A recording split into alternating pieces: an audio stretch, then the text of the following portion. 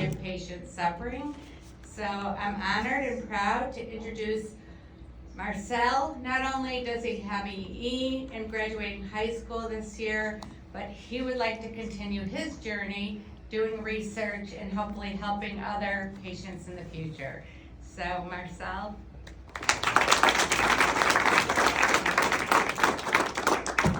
Good evening, everyone. My name is Marselles Boyd.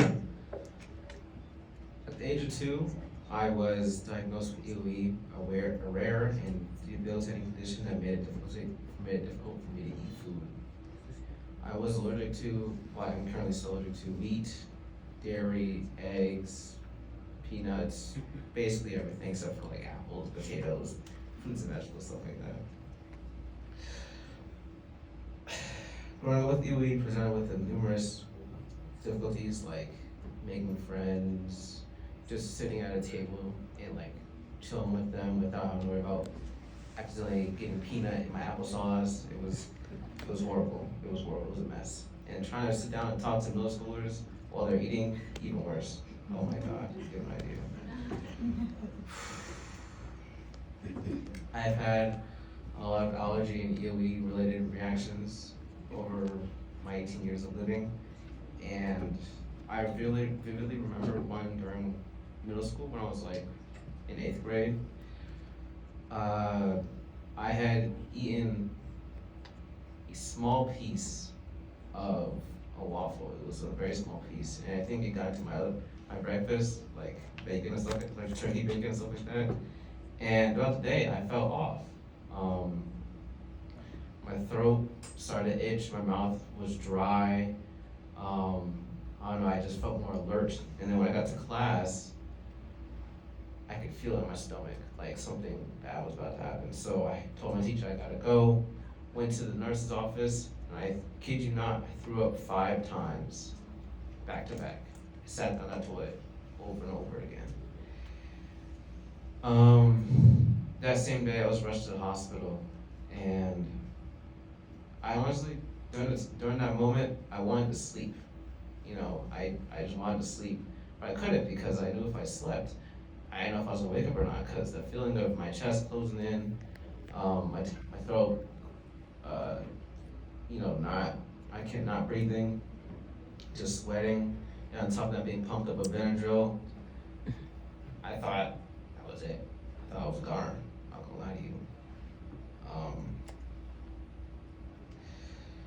Despite all that though, and inconveniences with people not understanding what I'm going through and making it harder for them to understand by being ignorant, I've spent the last 5 years participating in Future Kings in the biomedical sciences concentration to, I guess, build my pathway into the biomedical field. And the reason why I'm doing that is because I am tired of this damn illness. So sick of it. When I would walk into a restaurant where there's a bunch of food where I can't eat, it smells amazing. And I want to bite. I want something. But I can't. Gotta have the same meal I've had for the past 5 years, and it sucks. But I do it because I want to live. But after I heard there was a treatment coming out, Pepsin, I was like, okay, maybe I can try something else for once. Maybe I can have something else other than potatoes, apples, strawberries for the, you know. And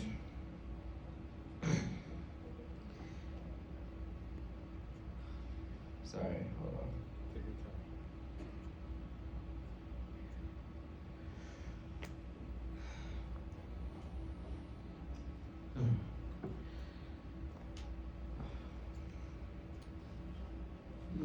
I haven't been mistreated for my EOB at all. I haven't.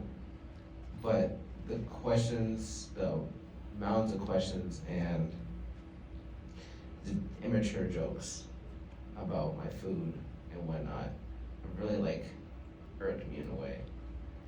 And that's why I was very thankful to be working with Future Kings for so long, because they taught me a lot about genome editing and whatnot, and I learned that there was a possibility that my illness could be cured in some type of way with genome editing.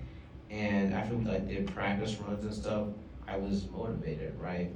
And then after that, knowing just by myself personally, knowing that there's a way out of this, is a the light at the end of the tunnel, I started studying more science-related topics in school, like AP biology, chemistry, human anatomy, all that good stuff. And then after being accepted into college, I was like, okay, I got a plan now. I can do something.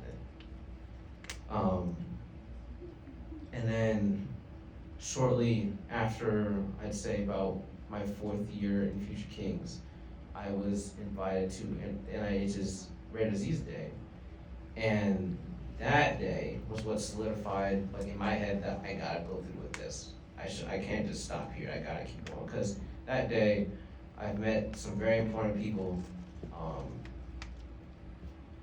and being represented at that during Rare Disease Day kind of like made me feel important, because throughout my life with my illness in elementary and middle school, I would be like kept away from the kids, kind of on my own, and it sucked. I wanted to at least be able to talk to somebody, instead of having to talk to the same office lady every morning and every lunch period. It would suck. And in being recognized, I felt a sense of like, you know what I'm saying? So after that, fast forward to beginning of senior year. Yeah. No, mid-senior year, because that's when, my birthday. Okay, mid-senior year. I've been, at that moment, I've been on Dupexent for, what, like? On the record, just recently. Yeah. Off the record, we're not gonna talk about it. From what I can remember, it was, I'd say about, what, a year, some change. On my 18th birthday, I had cake for the very first time. It was a lemon cake. It's really good. Never had cake before, never had anything similar to cake ever since then. And once I ate it, I kid you not, I genuinely cried. Like, I took a bite, waterworks. And and the reason why it took me so long to try the cake, even though I've been on Dupexent for at least a year before my birthday, because I was scared. I was thinking, what if this doesn't work, and I have to go to the hospital again, and suffer through all that which happened in 8th grade. I didn't want to do that. But after learning more about Dupexent and how like actually good it is, and not like, I'm worried about not working, I was like, okay, you know what? If this is my time to go, it's my time to go. So I took the bite, ate it, didn't have to go to the hospital, so that was a plus. And I love the cake, so that's another plus. And then as a result of Dupexent being so good, I've tried multiple things, like I've tried grapefruit, never had that before. Kind of wishy-washy about it. I mean, it's alright. Had mushroom soup. I'm not a soup person at all, but it was good. It was good. Had hibachi for the first time. Absolutely amazing. Kind of mad I didn't eat that earlier. Had pasta, like genuine pasta, my own butter, my own bread. Just a lot of new things that I couldn't have before. And on top of that, before Dupexent, I was mainly on a formula diet with my 5 safe foods, and my weight was lackluster. It was bad. I was on a warning to get my G2 put back in me because I was so underweight. And the big reason why is I didn't want to keep drinking the same liquid over and over and over and over again. It was getting tiring and boring. And like at the first few times, like, okay, sure, but then I was like, Um, but that's why I want to thank the CURED Foundation a lot, so much, because my life without it was absolutely horrible. I mean, sure, my day-to-day life was positive, but knowing what I had deep down and what I couldn't do because of what I had just made me depressed. There'd be some nights where I'd look at my roof and be like, why, God, why? Absolutely hated the fact that I had this illness, and at some moments in my life, I hated myself because I had this illness. But after the motivation from Future Kings and realizing that things can get better, I've having the drive myself to pursue biomedical sciences and pursue this career path of being a research scientist for rare diseases. Because I've met a few people around my age that have my same illness, if not something worse that they can't change, obviously. And knowing what they go through on a daily basis at school or even at home, it hurts me to think about it. That's why I'm very lucky, because one, I'm asymptomatic, so for the most part, I don't feel anything. But when I eat something I'm really not supposed to, I feel that. But there's other people like me who don't have that luxury, and knowing that I could possibly change their lives for the better just by, working hard and studying and making sure that I know what I'm doing and potentially finding a cure as a result of my hard work, and knowing I can better all those lives off of my hard work, it motivates me. And that's why I'm very appreciative of my family and my mentors and all the adults who are supporting me through my journey, because without y'all, I would be in the grave at this point in time.